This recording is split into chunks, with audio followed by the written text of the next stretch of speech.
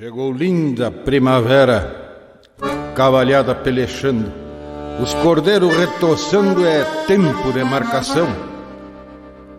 Serviço que é tradição nestes pagos da fronteira, e a nossa gente campeira firma têmpera no braço e alando de todo o laço sobre a praia da Mangueira. Os campeiros desencilham na sombra das caneleiras. Os ovelheiros ficam cuidando dos arreios.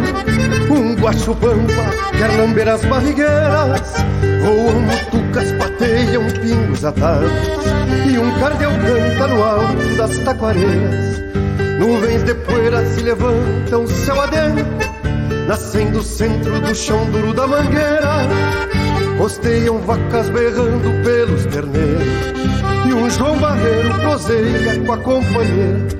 Tinem arames, terneirada mal costeada, e a gauchada tira as botas e se arremanga.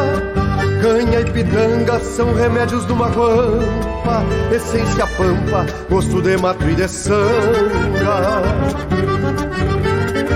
Bota-lhe fogo nessas marcas gratulino, porque o Silvino bololota de a cavalo.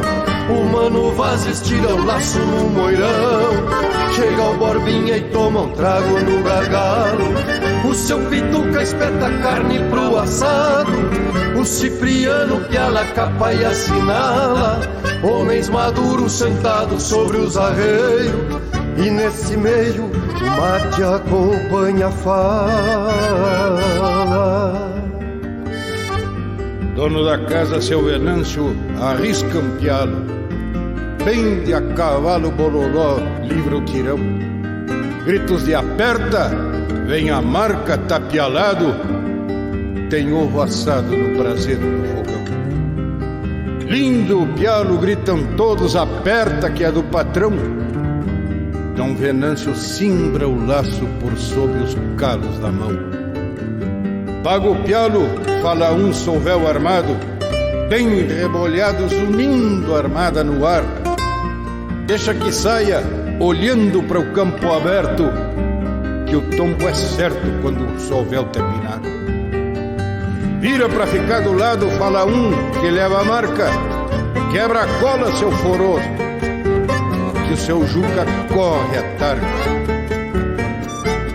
Esse é pra touro, não capa, ordena firme o patrão.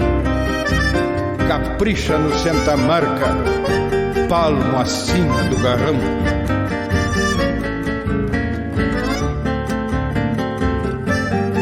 Que gente buena destes pagos de mi flor, no tirador, capincho em couro sovado, no lenço atado bandeira pampa que esvoa.